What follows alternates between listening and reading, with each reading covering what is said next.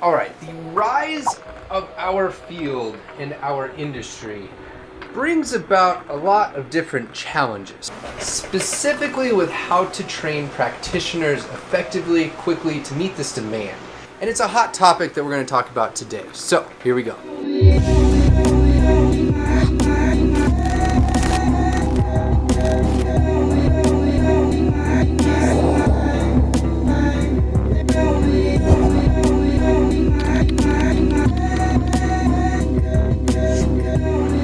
Now, I continually reinvest into my skill sets every possible chance that I get. And when I was in Los Angeles, California for a conference called VidCon, it's kind of the industry leading specifically for YouTube and online video, I was invited to check out Autism Partnership Foundation in Seal Beach, California. Beautiful place. Now they have a unique model in their center where they also have funds allocated for researching best practices specifically in autism. I know that it's extremely unique and they're eager to collaborate and expand this model over time. Quality practitioners, find these folks at ABI. They're at a lot of those sort of events. They have their own event next April. The Autism Partnership Foundation does itself in Seal Beach. And we've invited them for our Next Gen conference in Las Vegas this November 10th and 11th. All right. Time to hop into the interview. Let's go. So, welcome. Today I am sitting down with Justin Leaf. We are at Autism Partnership Foundation in Seal Beach. This place is amazing, by the way. The beach is literally what, like 2 blocks away. 2 blocks away. And we're going to talk about training behavior analysts. So let's start with APF. What is the Autism Partnership Foundation? What's your story? How'd you end up here? Yeah, so APF is a nonprofit foundation that really looks at improving the quality of behavioral intervention for individuals with autism around the country and around the world, and in doing so we look at research projects that we're engaging in, as well as training young professionals to become quality behavior analysts. Okay, I like that. Let's dive into that. The training quality behavior analysts. So I know there's some research lines here. Where did those start from? Like, what was the intent? Yeah, so I think the intent is in our company, and some of the people in our company go back to the UCLA Young Autism Project, where behavior analysts were really being trained for many hours learning the principles behind our science and how to implement those principles with children with autism.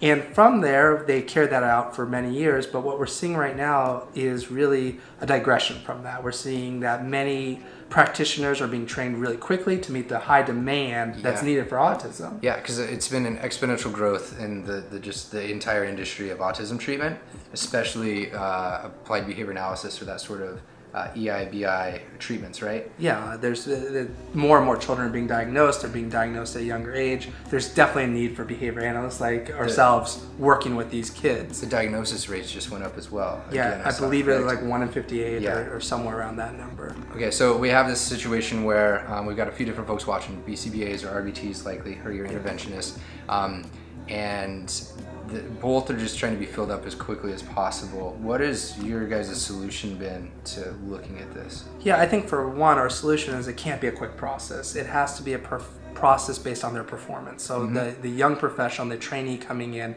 it really depends upon their performance. So it's a performance-based measure when they're done with training, when they go into intervention by themselves. And we believe this is important because at the end of the day, we're working with young children. We're working with 18-month-olds, 2-year-olds, 4-year-olds. And when they receive quality intervention by a well-trained staff, the outcomes can be amazing. I mean, we see kids who have no language who learn how to speak. We see kids who are socially isolated and they end up having friendships. So for us, it's not a quick process. It's a process based upon when the staff is actually ready to move on. All right, so let's dive into that. Interventionists in the ABA therapy world, the minimum is a 40-hour training as a registered behavior technician.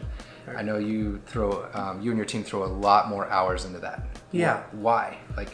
Because it takes time. I mean, with anything, to be good at anything, whether it's baseball, whether it's playing poker, whether it's cooking, it just takes time, right? And we just don't believe in 40 hours you will get the necessary tools, you won't have the necessary knowledge, you won't have the necessary conceptual basis, or be able to implement intervention in 40 hours. So for us, it's a lot more. Now our model changes because we have a very flexible model. It changes from our Seal Beach office to our Hong Kong office to our Singapore office. But usually what happens is they come in for at least probably 2 to 3 weeks where they're just observing, maybe doing a little bit of contacting reinforcement and conditioning reinforcement. maybe some analysis, and then they go into the training. And in that training, they go through various modules. So the modules can be on discrete trial teaching, the modules can be on prompting, the modules can be on incidental learning, and they really have to show that they can demonstrate those skills, not with a Confederate peer, not by a paper and pencil test, but rather working with a variety of individuals diagnosed with autism. Tell me a little bit how you all got into this model, because it sounds like it's pretty resource time intensive. Yeah. Once again, I think that goes back to going back to the UCLA Young Autism Project, which that was a very intensive model to become a direct line therapist and then to become a supervisor. For us, we've been doing it the for-profit side. Autism Partnership, I believe, has been doing it since 1994, so for a long time. And we've just seen that you have to do a lot of training to get quality staff. And when we do a lot of training, we get quality staff, what we see is our interventions better, the outcomes that children are making better, and also we're keeping staff for a lot longer. They're not leaving us. They're wanting to stay because they have the tools necessary to really succeed and meet the demands that the children and the families are throwing at them. So you mentioned that your team here trains on a lot more skills, a lot more time. What are some of those big skills or those key skills? Yeah, I think there's two big key skills that we really train on. I think they go hand in hand. It's clinical judgment and in-the-moment assessment. Clinical judgment seems a little fuzzy, right? I'm sure it does. And I'm sure I like that one. Yeah, I'm sure many of the viewers of this think it's fuzzy. And the problem is, as behavior analysts, we just haven't operationally defined it as well as we can. And I was being a little facetious there. Yeah, it's okay. No, I get it a lot.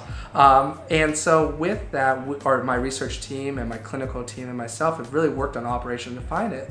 And what it means is we don't want our behavior analysts to simply follow a protocol and just follow the protocol day in and day out. We want them to be good analysts. We want them to be observing the environment, observing the children that they're working with, and making in-the-moment decisions. So looking at things like child affect, looking at the child's health, looking at past performance and recent performance, looking at what the function of the behavior is and changing your procedure based on the function, and not doing a functional analysis prior, but doing in-the-moment functional analysis to determine why a child is engaging in an aberrant behavior or why a child's not engaging in a certain behavior. That actually fits this channel really well. I've talked about it in the past of data are the things that are available, like the events out there, are things that you can be responding to as a clinician, right? Doesn't necessarily mean it has to be something that's like written down on a piece of paper. So it fits very much with the behavior analysis, like I think like original vision, right?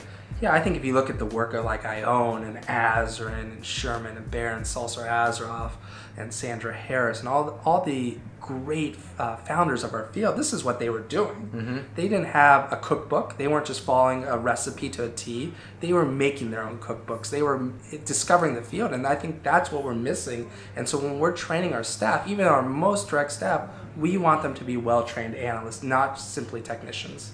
Yes. So you all have published a few things on this, correct? Yeah. What were you looking at? What we've published really on is looking at our model and looking at defining the operational definition of clinical judgment and in-the-moment assessment. We've been looking at making sure that this model is effective in terms of intervention. And then we've just started coming out with studies and both clinical practice of training others in this model. And we found that, in fact, that we can train others in this model. And we know that because we have years of clinical experience showing that we've trained this across different sites within our agency and within school districts that we've worked with across the United States. All right, so today I had the opportunity to tour around, see what was going on, and there's some really cool and interesting research lines here. What are some of the things in this area that you guys are looking at right now? Well, thanks for saying that there's cool and interesting stuff. We think for so. real. Yeah, it's awesome. And I have to give credit to my team. So Joe, Julie, and Christine are just an amazing team to work with, and I'm honored to work with them every day. You know, I think what we're doing is expanding upon defining this clinical judgment, this in-the-moment assessment. And that's the number one thing we're working on. And doing that, we're going to hopefully create a better definition so that people can follow this model, so people know what it means to use good clinical judgment. A second line of research is we're starting to train. We're revving up training studies on training young professionals in clinical judgment, in the moment assessment, in the teaching interaction procedure, in running social skills groups, the stuff that is so important to you within our model and so what we use every day. Some other areas of research that we're doing is really looking at pseudoscientific and anti-science or non-evidence-based practices and seeing if there's any evidence to support them, because so often we see when people are not trained, they go to these procedures, these interventions, when they should be sticking to applied behavior analysis. So if I was a behavior analyst, or maybe I'm an interventionist, right, and this sounds really awesome, what can they go read about this model that you guys put out there to if they wanted to implement it or talk to their supervisor about it? Yeah, there's two ways I would go about this. One, we wrote a paper, Applied Behavior Analysis is a Science and Therefore Progressive, published in the Journal of Autism and Developmental Disorders, published with many great people, Tris Smith, Shalali Rosales, Mary Jane Weiss, myself, and that talks about the model and the philosophy with that. I would also go back to some of the older readings on it, where field cameras. So look at the readings, the work by Ione, look at the work by Lovas, look at the work by Wolf, Sulzer Azaroff, Sandra Harris, the people that really started the field. Read their work. Just don't concentrate on what happened in the last 10 years. Yeah. Concentrate on what happened in their early days, because that's just brilliant. That's the stuff I read every night. Yeah. I mean, we're historical science, right? At the end of the day, yeah. like having that knowledge only contributes to your practitioner skill set, or at least your bar conversations, right? Absolutely, absolutely. I would also say there's an article linked below. Steve Hayes worked on one in 1980 that was kind of on this manualization versus kind of the practitioner skill set, because that's a very hot topic, and we just see a lot more of those things kind of coming up about, but it's again been talked about at least 30 years ago, 40 years ago already. All right, so thanks for your time. Any closing last words of wisdom for folks? Yeah, I just want anyone working with a child with autism, just remember the meaningful difference you make for that child and with that family, and just the power that we have in their lives. And that's a very big responsibility, and we really need to take it seriously.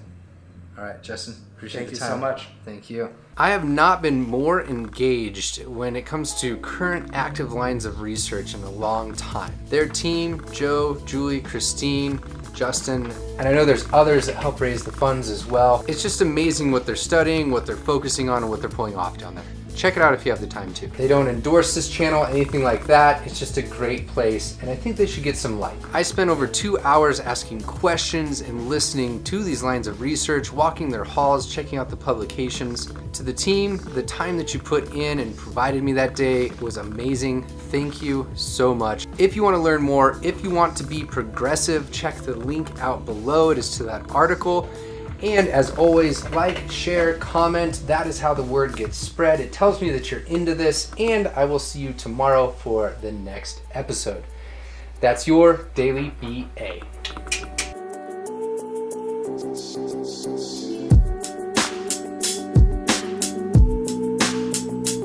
Hey, I'm serious. Smash that like button. Share. Come on.